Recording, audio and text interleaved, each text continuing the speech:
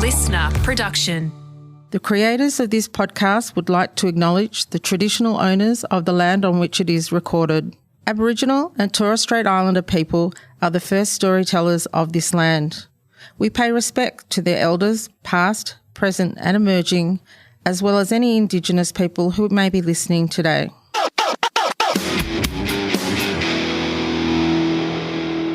Superb. How long do you want this to go for? An hour, right? Great. But it doesn't need to. It goes for as long as it, kind of until it peters out. Cool. This can be the introduction. How long does it go for? Until it's not. We don't have a set time. It's more like a test match. This podcast, in that it goes for as long as it needs to go for. But hello and welcome to Two Guys One Cup. No, Two Guys One Urn. It can't be. It's not really that. Two Guys One Cup, I think, because it was the ICC One Day Cricket Cup that they were playing for. This feels like Two Guys One Cup Cricket Edition. Welcome, Adam Spencer.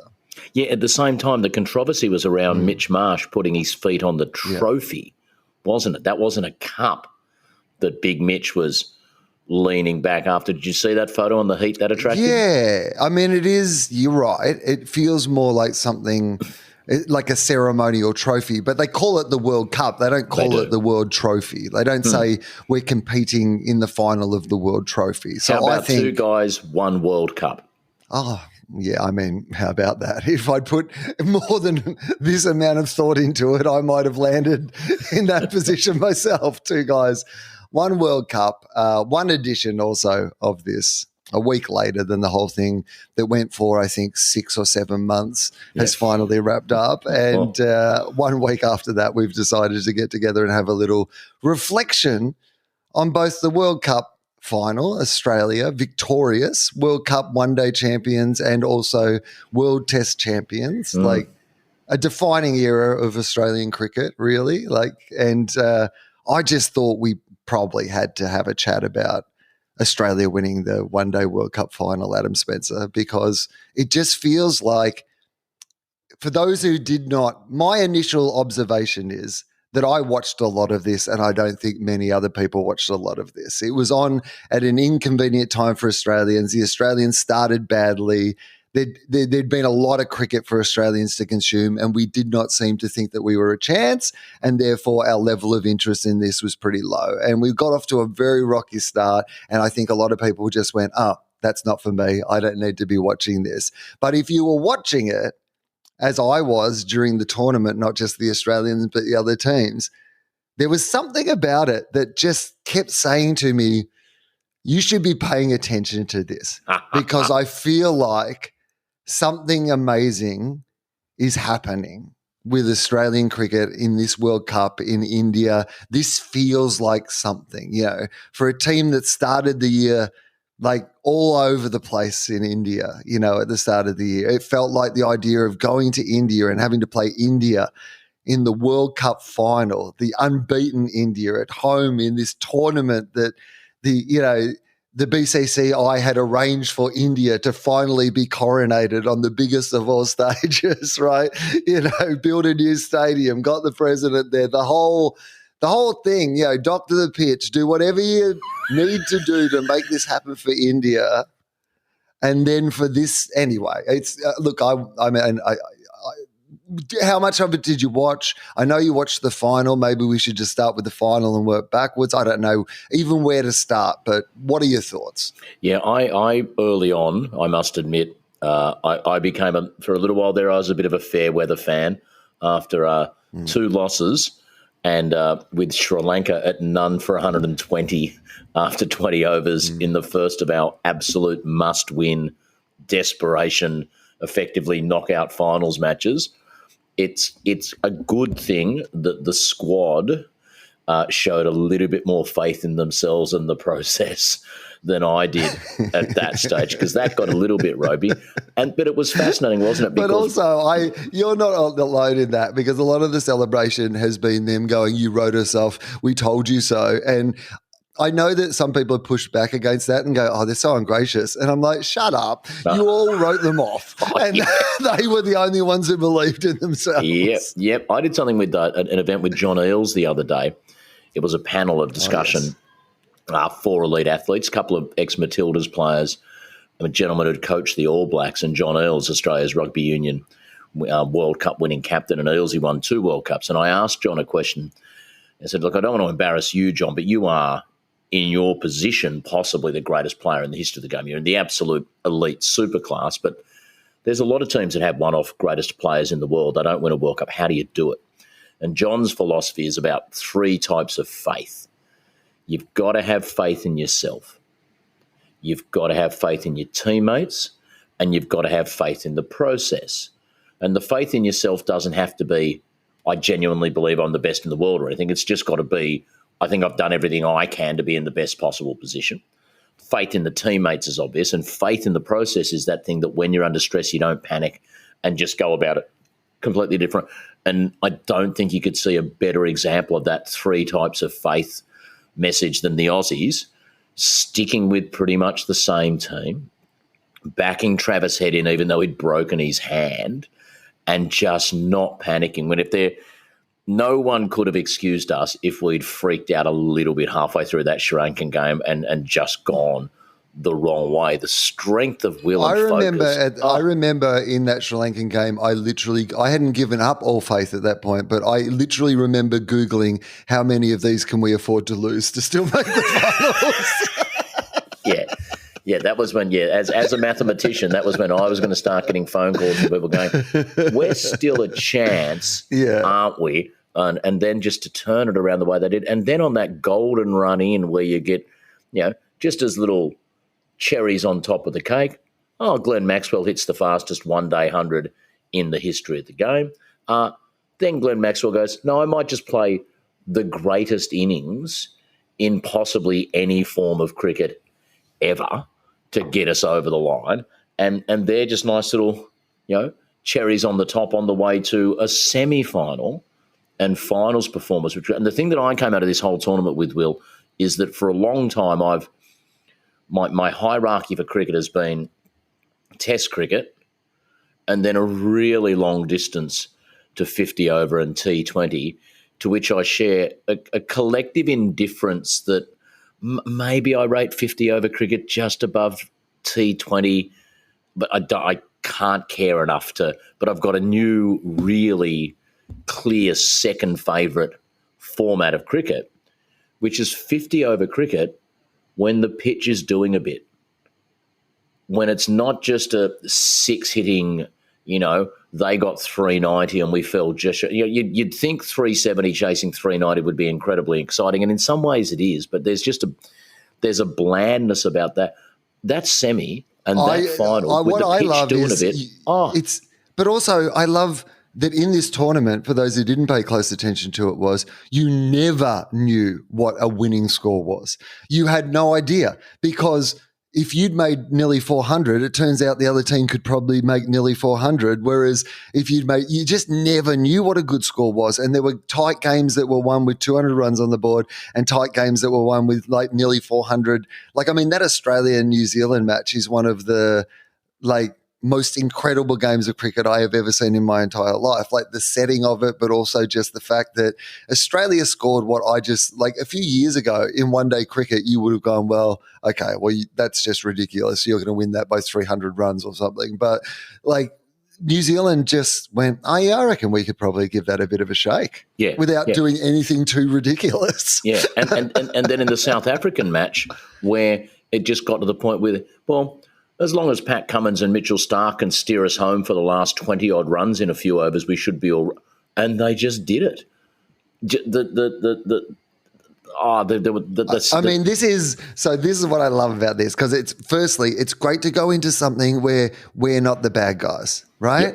Yep. It's good to not be the bad guys again, because so India in this scenario are the bad guys. They're country that are taking over cricket. The what's it called? The IPL is now the predominant cricketing force. There's going to be in the future cricketing franchises that are led by these Indian teams, where they will contract these players who at the moment proudly represent their countries in this format, but they will be on contracts like the big football clubs and stuff all over the world to play in different tournaments and stuff. And we may never see exactly what we're seeing now ever again, because the franchise model is changing. And it's all because of the Indian crickets. This is the biggest World Cup ever, the biggest stadiums, their best team. I mean, I know there's been a lot of people going, well, on paper, India are better. And you're like, yeah, I could actually see you make that argument.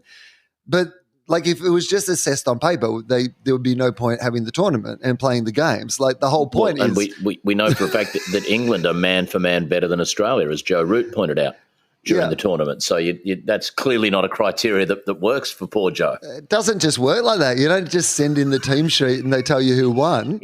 Like, I remember seeing the great Lee Matthews on the way to an AFL grand final one day, and I asked him, Lee, who do you think's going to win? And he said, I don't know.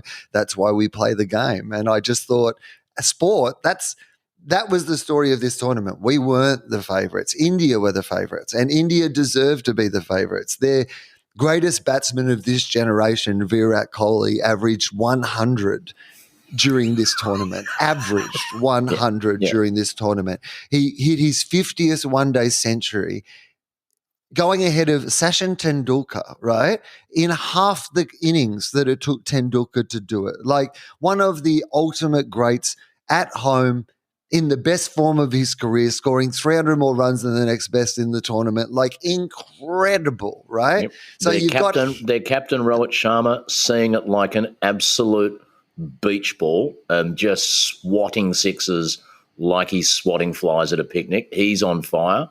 Shubman Gill, one of the most natural hitters young hitters in the game. You've got this incredible middle order, not just the famous Indian spinners, but the fact that their fast bowlers are also the equal of any country, like, that have fast bowlers in the tournament, and we're doing like the majority of the damage. This was a tournament made for India's one-day coronation. They are Cobra Kai in this situation. Don't forget Ishan Kishan, best name of anyone to play any international sport in a long time.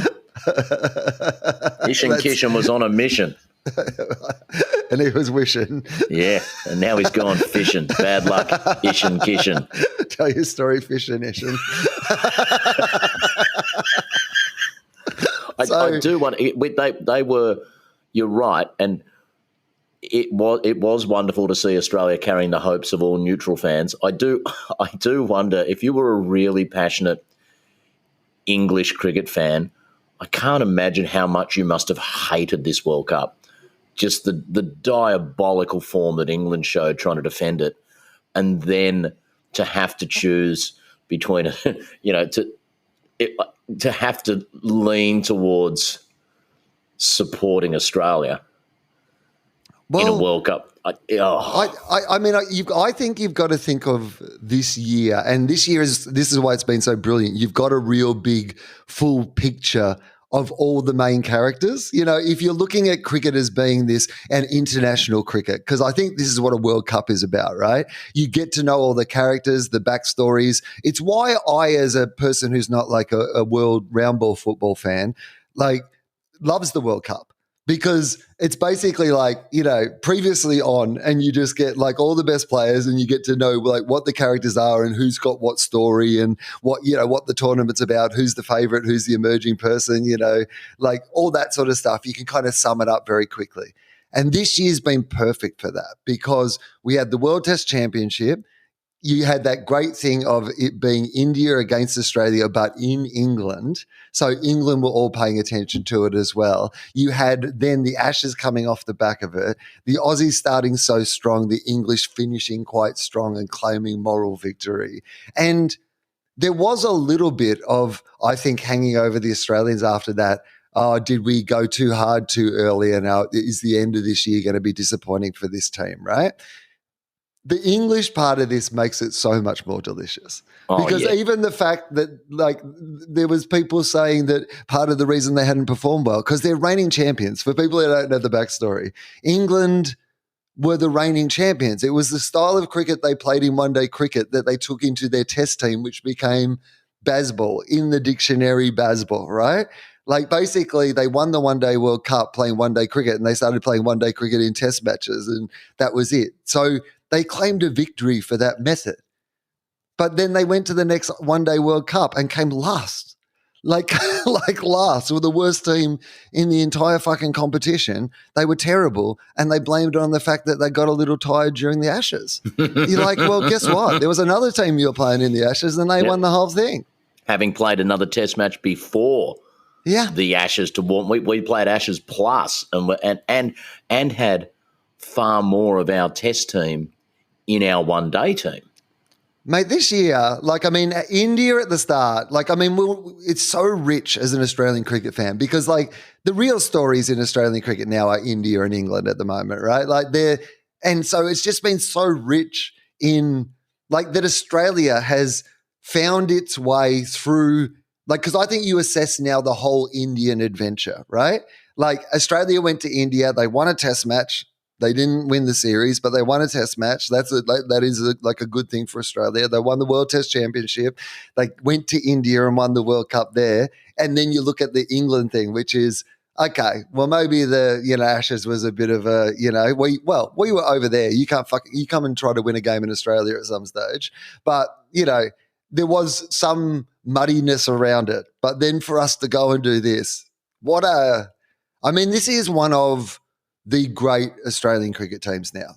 I think this is the coronation of that idea that Pat Cummins' group of Australians that did this, particularly that core group that won the one 8 years ago or whenever it was too. So the ones who've won 2 World Cups now, they're legendary forever Australian cricketers. And that's an interesting thing for me because, and I don't know how much of this is the rosy coloured glasses that you wore in youth effect.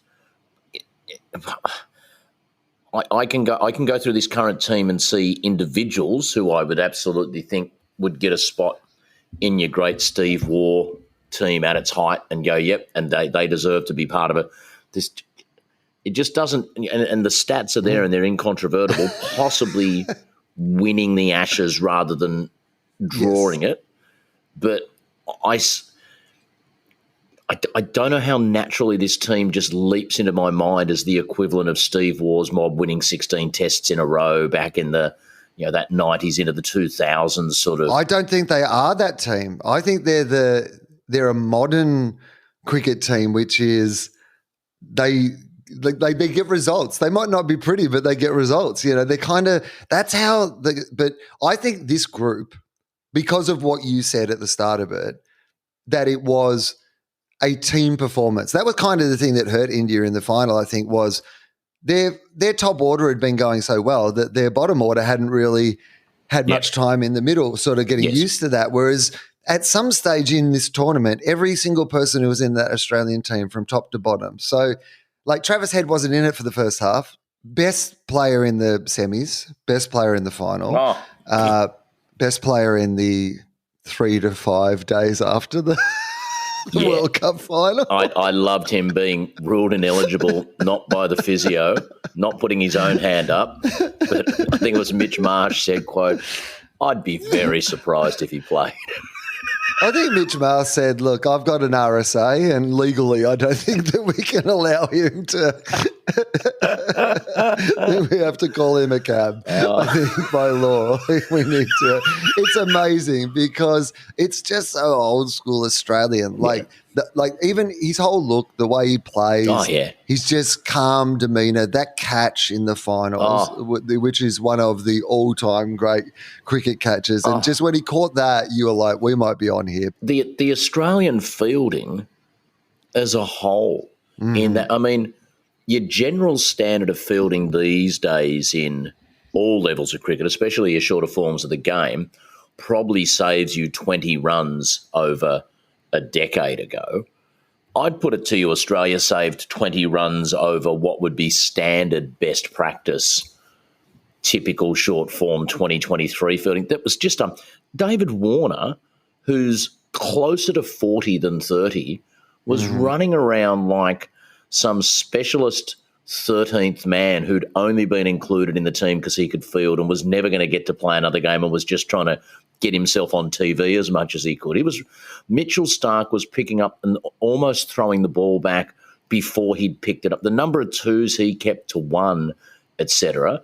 The catches that Travis Head's catch was just a beauty. But the fielding standard of that team was unbelievable. I read a great little one also on I'm not. Are you on social media, Will? I'm not sure. Well, you know what, Adam? I am not on social media. Oh, really? Although a couple of weeks ago, I did actually have to go back on social media for the day to allow someone access into my social media world. And I've got to say, whew, hasn't got any better since I left. I did see one little bit from where Ravi Ashwin was asking George Bailey. Did you read this about the pitch? I did. Yeah. Why, I don't understand why you guys didn't bat first. And George Bailey made a really astute observation about the difference between red dirt and black dirt clay and the way it does or doesn't. It tends to harden and become a little bit better to bat on at night time. And just the idea that Ravi Ashwin representing the country in the world. If there's any country in the world who knows how to doctor a pitch and the way a pitch is going to perform, you would have thought it was India. He's a frontline spinner for India, and we had some intel on the way that pitch was going to play that he did, and I found just the attention to detail of this entire squad and a coaching unit who at times in the Ashes I wondered if when we went down a couple of tactical routes and just didn't seem to change course when things were clearly not working, I wondered whether Andrew McDonald needed to be a little bit more interactive as a coach and things like that. It just seems like faultless preparation, save the first couple of games being a bit ropey, to just go and smash and grab the World Cup. Well, it felt like he got him ripe at the right time. Didn't he? So keep going down that order. You've got the two, Warner. Yeah. Okay. Travis Bang. Warner. Great Travis when he needed Bang. to be. By the way, just for the record, Travis Head he probably needs a statue outside the Adelaide Oval. I think he's probably earned that already. And here's what I suggest. I've got a money spinning idea for the good people at the Adelaide Oval. Get some money back into cricket. Normally those statues, the problem with them is that they're very hard to interact with, in my experience, because it'll be somebody like Don Bradman playing cricket or someone taking a big mark. You can maybe get in the back of a big mark or something like that. Put a scarf on it maybe, Yeah, but and sometimes they're up a bit high. I just don't feel like that's Travis Head to me. I say park bench style. You know those, famously, there might be a statue of an old famous person sitting at a park bench in France or something like that, right? Travis Head in that Australian uniform with the sunglasses on, with the hat on, sitting on the bench doing the little wiggles hand thing. But here's the thing. You've got to tap your credit card on the little pay thing on the side, $5 the hands wiggle. And you can just sit there with Travis Head on a bench outside celebrating the World Cup. I mean, you can't tell me that 11:30 at night down Rundle Mall, there's not a group of blokes who are like, fuck it, let's walk across the footbridge and go over and get our photo taken with Travis Head on the bench. Let's go and head it. Let's go. Because at the SCG they've got in the seated area there, Yabba, who used to be the famous crowd heckler, and it's a bronze statue of Yabba with his hands up like that, yelling. He was famously Douglas Jardine in the Bodyline series and all that. He was the captain of England during Bodyline and all that. Was once swatting away some flies on a summer's day, and Yabba yelled out, "Leave our flies alone, Jardine," which in the 1920s was rapier-like wit. Yes, he was our Oscar Wilde. He was. You should, or the original social media troll. Exactly. I'm not sure. There should be something on the back of Yabba where you can type in on a keyboard the sledge you'd like, tap the card, and then project it out across the SCG. You get a bit of your mongrel. That would be so good for the first 8 minutes until somebody ruined it. I'll tell you what's what wrong is now with known as the incident. And that's when the thing you're making this documentary about happened. Yeah. Well, I'm sure also at 11:30 at night in Rundle Mall, someone could, if you had a Travis Head statue that moved its hands in a particular direction. Oh, yeah, okay. I haven't thought this fully through. We might need to put gloves on the hands late at night for that reason.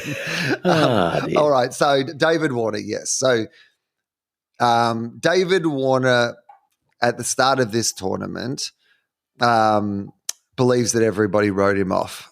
Now, here's what I need to say to David Warner. I don't think anyone was writing him off.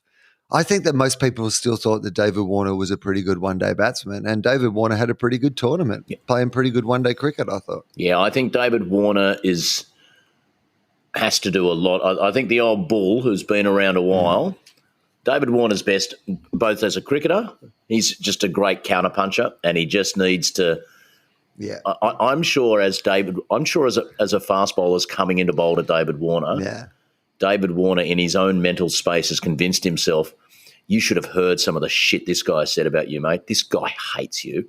And every big cut shot, every blasted drive is just David Warner's way of proving to the world can go and get effed.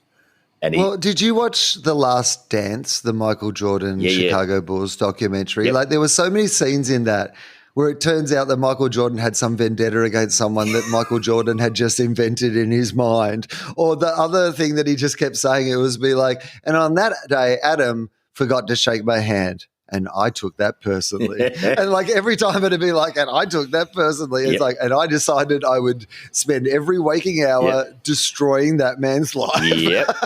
Yep. I'm sure there's a lot of, sure outside of The Last Dance, there are a lot of people who just one day realise, for that reason, I had no idea Michael Jordan had hated my soul for 27 years because I didn't quite laugh as loud at a joke he cracked in a change room or something as perhaps I should have.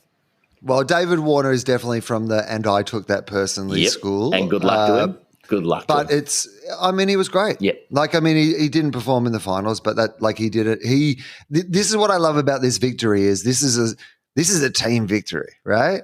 Like on the way, everyone's had to, and this is what I find magnificent about it. It wasn't the coronation. It was a suicide squad, you know? It was Expendables. Yeah, guys, it felt like they were the Expendables, right?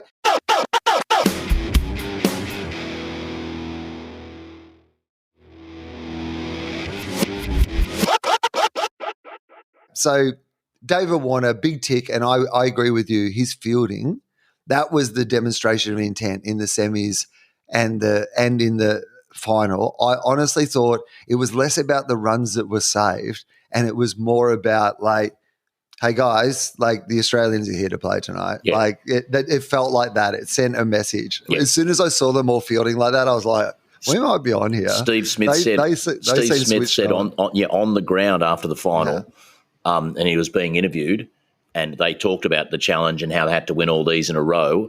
And then he said, once we got to the semis, and Steve Smith just said, and he wasn't big, he just said, Australia tends to play pretty well once we get to the semis of these things. Yeah. And we do. And you look back at all the World Cup successes, we go up a gear when it's game on. Now, we were lucky enough to get 8 practice games in advance where it was game on after we dropped the first couple. Yeah.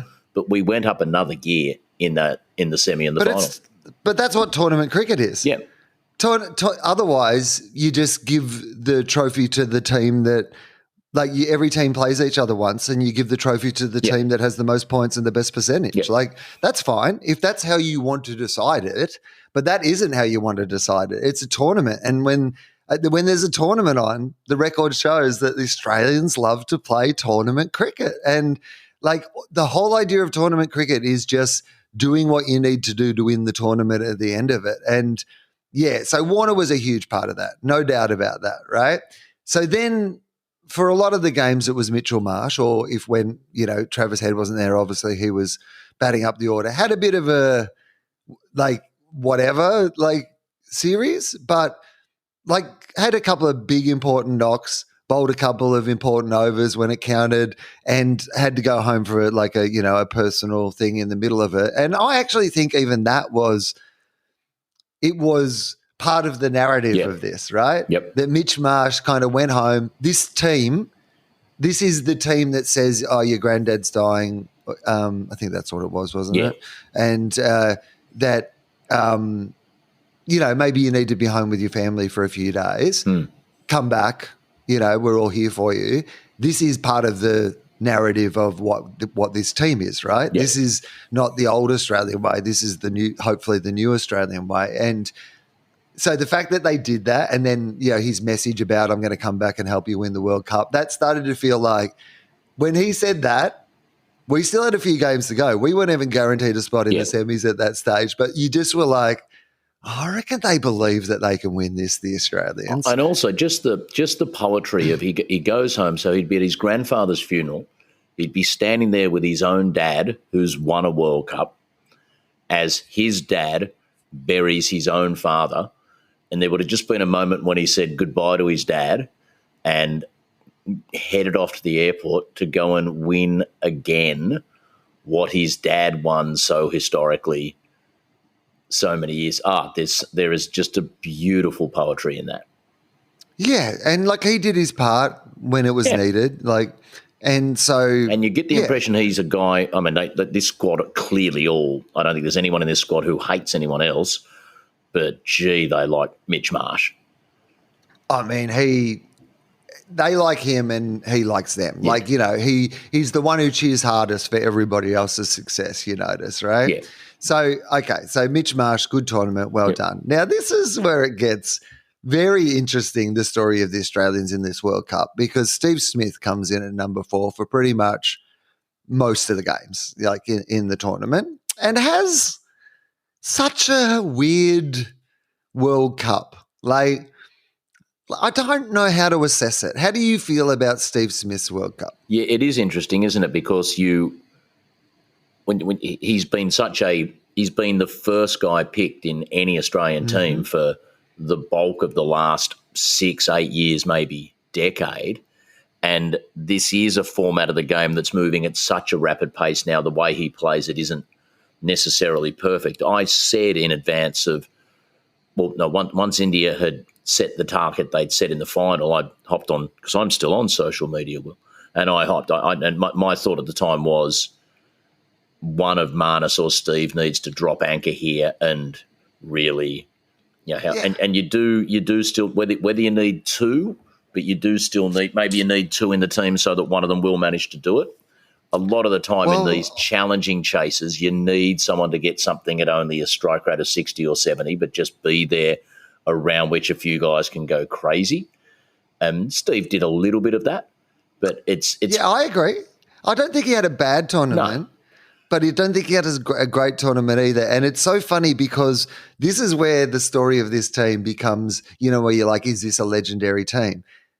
It's this weird sort of the idea that all of us thought, you can only have one. You can have Marnus or you can have Steve Smith, to the point where the selectors, and we're going to get to, might as well talk about Marnus at the same time, because it's almost the same conversation, which was, it was one or the other. Yeah.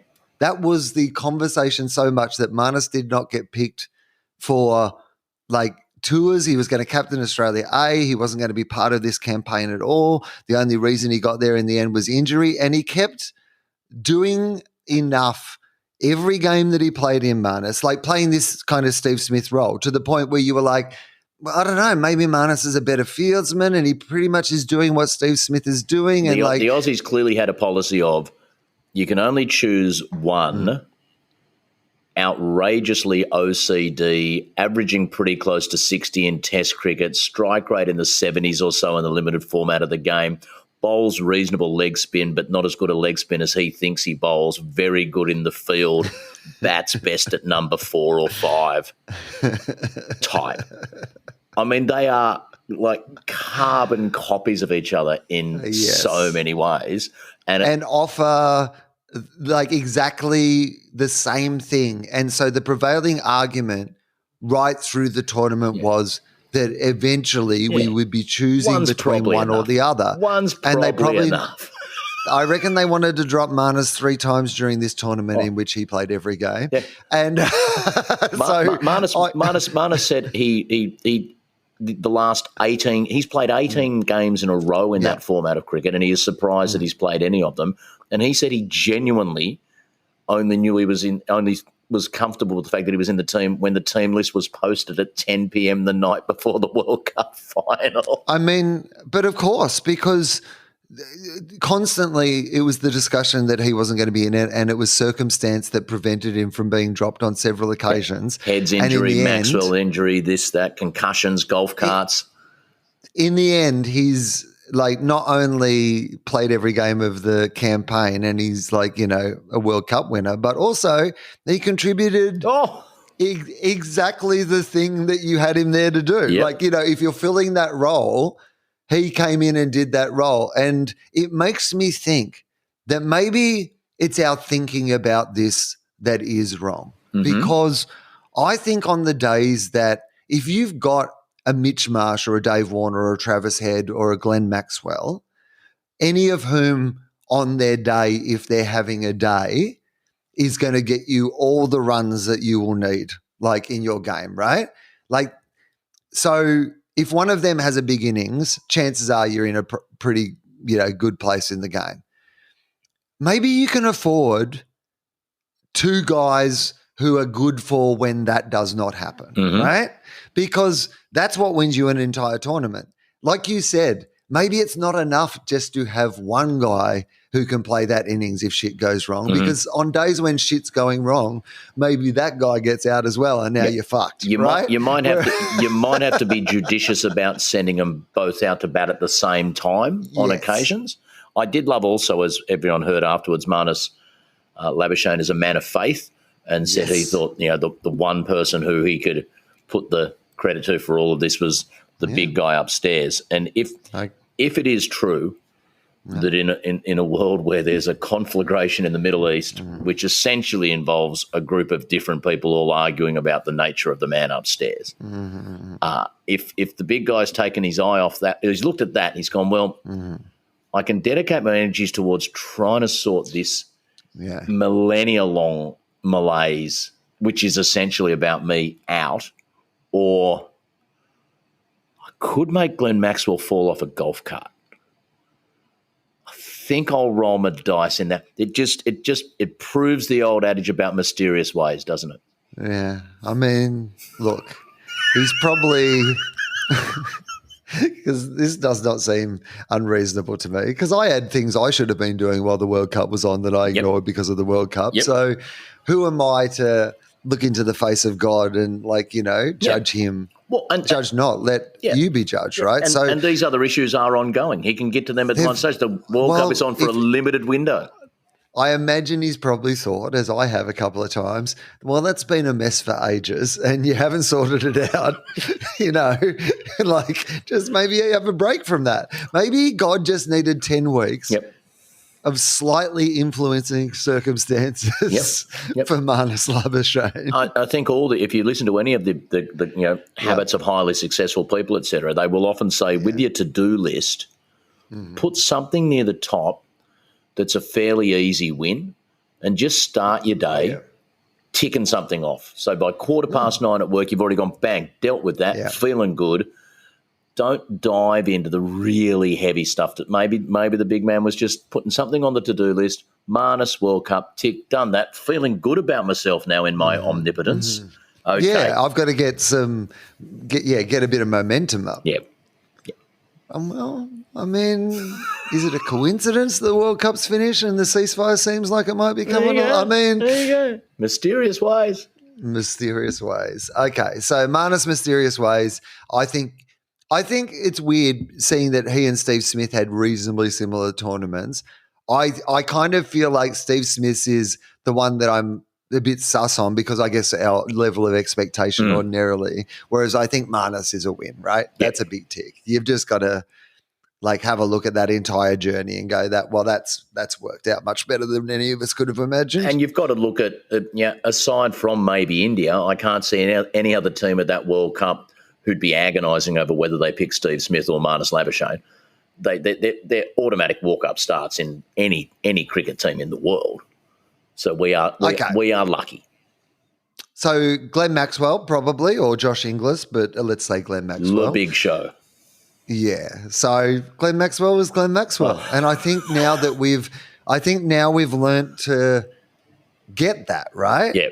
Like I think that we spent so much time wasted wasting in our lives and also Glenn Maxwell's lives, thinking at some stage that Glenn Maxwell was going to stop being Glenn Maxwell. Is he the Dennis Rodman of this Chicago Bulls franchise? Of course he is. Yeah. I mean, not just the greatest one-day innings of all time on one fucking leg when he was cramping on the ground, like just stunning display of hitting on a level. And in a game that actually mattered when there was something on the line when he went in, just incredible performance in such a beautiful setting as well. It was one of the most glorious games of cricket I've ever watched in my entire life. But the fact that it came after he'd had to miss a game because he was drunk and fell off a golf cart is the most Glenn Max. I mean, even the fact that, because I would argue he made the team of the tournament. He was one of the only Australians who did, I believe. He had an incredible tournament because his bowling was, I mean, we wouldn't have won this without the overs that he got through at the economy rate that he did. So, and then just played a couple of the most magnificent innings you've ever seen in your entire life. And for a guy, he's bowling for a guy who's not a frontline spinner. Yeah. If they picked a top 10 all time of most effective bowling, that you watch yourself thinking, I think I could have a decent crack at that in the park on the weekend. He's an automatic walk-up stuff. They don't look like hand grenades. I feel like he's got a real, his method is absolutely, you know what? Just don't give him time to think about it. Just keep doing it. Yep. It just is just get through it. Yep. Don't give him time to plan. Don't give him time. I'm not very good, but if you don't give him time to notice, they won't notice. Viv Richards used to do that in the Great West Indies one day teams of the 80s and 90s. Viv Richards could get through an over of 6 dot balls in a minute 20, and you just go, balls. Oh, Viv had a bowl, did he? And he'd bowl 5 of those for 13 runs or whatever.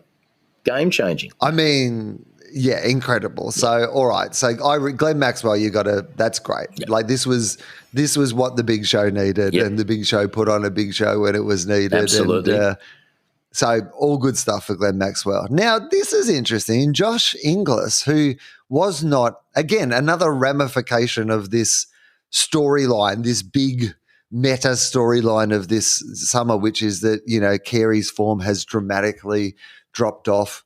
Who knows if it's correlation or causation, but since the controversial stumping incident, during the Ashes, replaced by Inglis in this team, who had I thought kept beautifully, never set the world on fire, or they made a great 2020 100 yesterday, but just did his job. Just really came in and was super, super reliable. Just that's sort of very different to some of our previous World Cup winning keepers like your Gillies and all that, who could also go in at the top and take the game by the scruff of the neck, but just a really reliable and just kept his head, took a few really sharp catches, had a lot of stumping attempts that didn't get the finger or the third umpire to say out, but just that constant whipping off the bails, up and around energy. I don't think for a guy who was probably never going to be the dominant player to win us a World Cup, he was. You needed Josh Inglis to be 7.5 out of 10, and he was an absolute rock solid 7.5 out of 10. Tick. And always, what you want in a keeper is just a real sense of reliability, and he never felt like he was a liability. I thought he had a great tournament and he deserved the success that came his way, and I was glad to see him have a bash at him in the 2020 as well, so that he could big tick for Josh. So, all right, Mitchell Starc. So this is an interesting person to talk about. What do you reckon about how did you view Mitchell Starc's tournament? He's a true enigma, Mitch. There's times when he's the only guy in the world you want with the ball in his hand, and there's other times when he's steaming in towards the end of an innings when they're chasing a total, and he's the only guy in the world you almost don't want bowling. Was it against India? It was in the final. We bowled a stack of wides.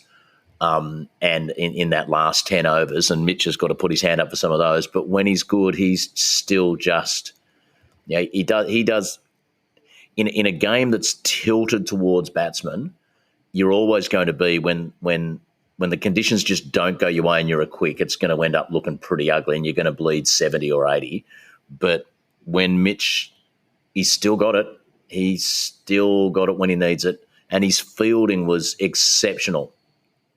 You know what I find his fielding was great. He had a couple of handy knocks with the bat as well. But like, I thought he bowled, like rubbish. Well, let's talk about at the end. He bowled great. Like when he was needed to, like the big time performer performed in the big times, right? Like, but when he's not bowling well, because if you look at his record, he has a one-day bowling record that is comparable with the greats that have ever played the game. Like he's like incredible record. And it's sometimes he looks like, I'm like, is he meaning to do this or is he just getting it wrong? Or is this the plan? Yeah. Like I can't judge this because I don't know what it's meant to be. Yeah. I'm like, from observing it, I can't go, are you trying to do something and it's not working? Yeah. Or are you nailing it, but I can't understand it? Like, what are you doing today? That's the beautiful thing about any sport, where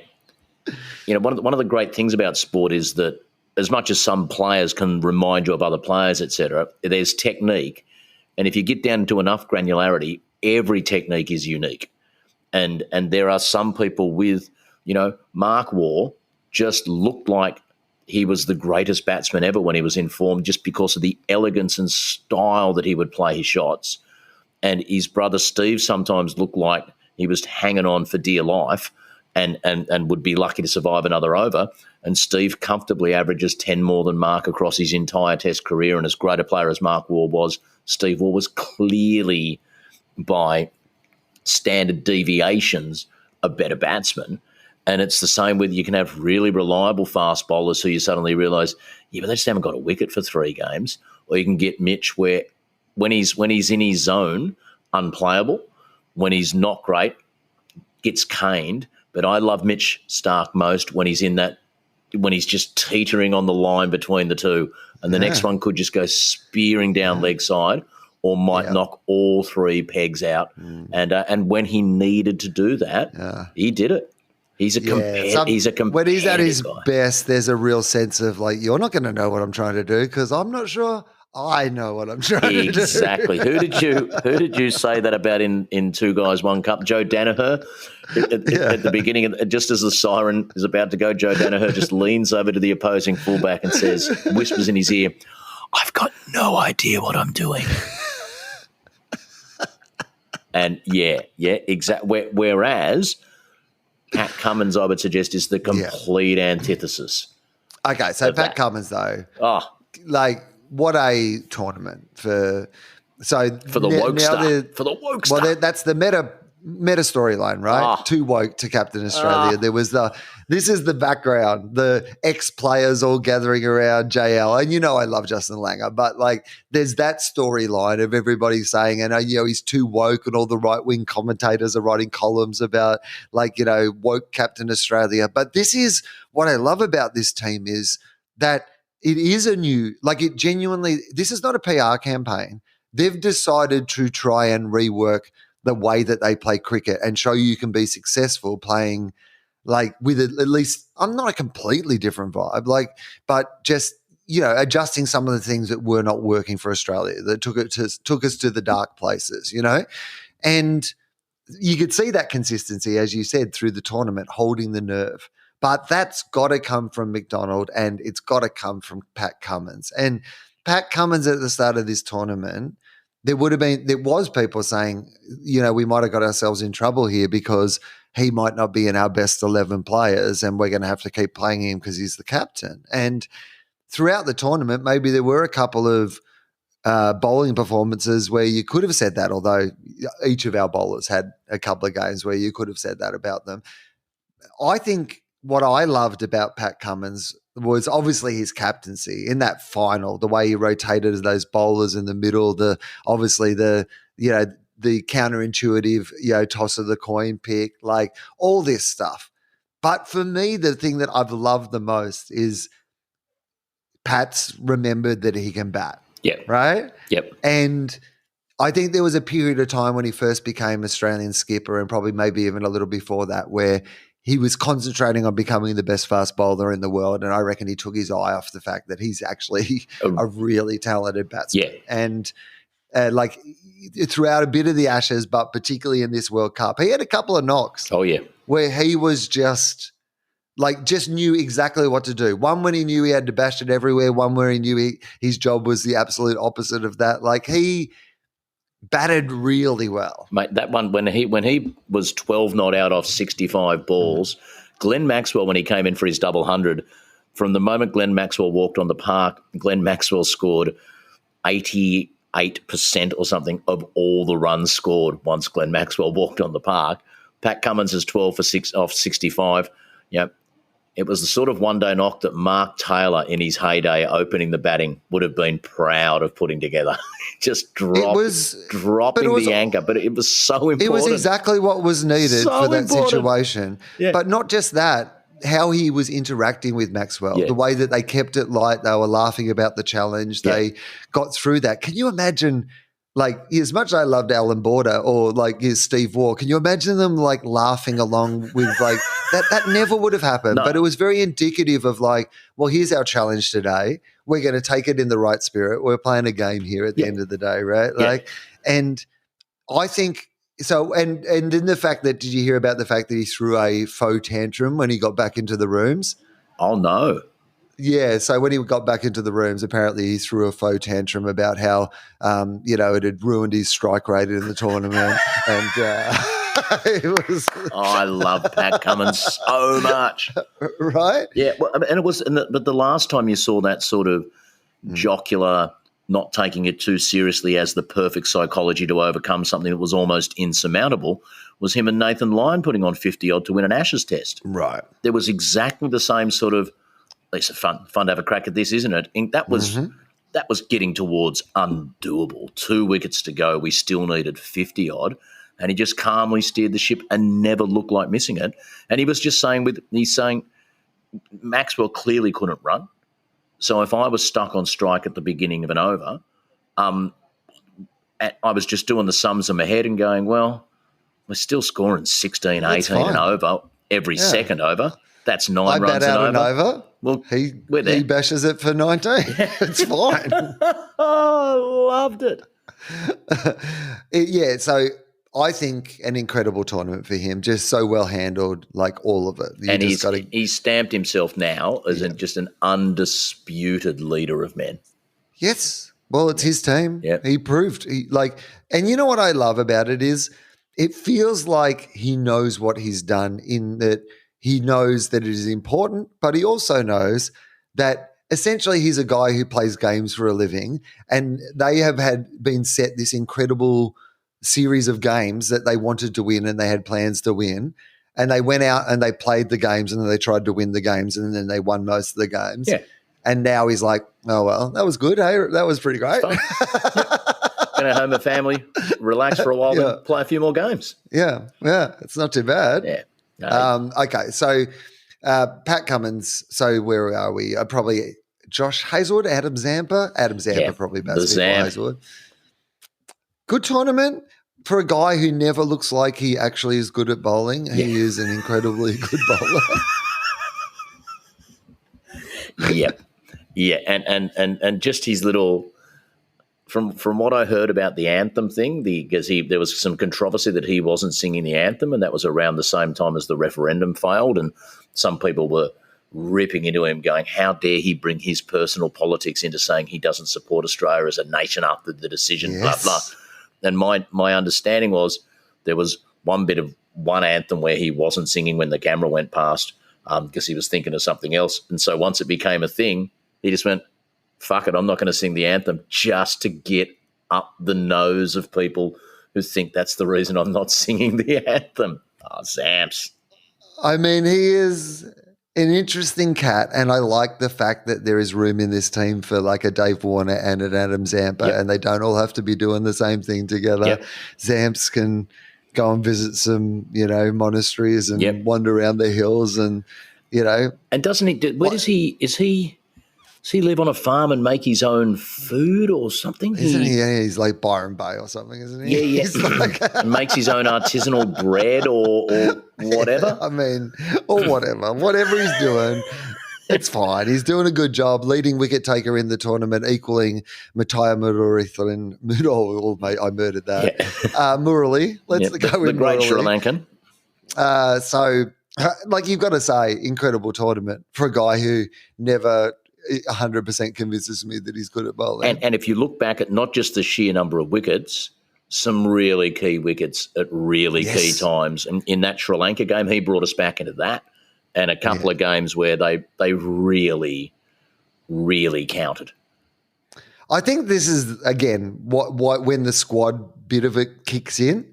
Everyone had like a few moments. There's not one person in this team. And Zampa had obviously plenty of them. But I like the fact that over the 10 games and then the 2 finals, you really do get to see – like it's almost impossible for somebody to do well by the nature of cricket in all that amount of games in a row. So you do just get to see what does the rest of it look like. And there were times in this tournament where Hazelwood, I was like, like even at the start of that final when Rowett had just decided, all right, you know what the good thing about Josh Hazelwood is?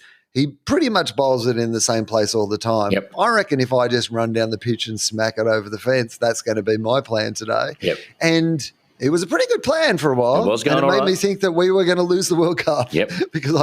because Hazelwood had in the semi and then bowled well, I think, in the rest of the final. But he'd been really warming up towards the end of the started a bit ropey, but really felt like I was like, he really started to bowl very well by the end of the tournament.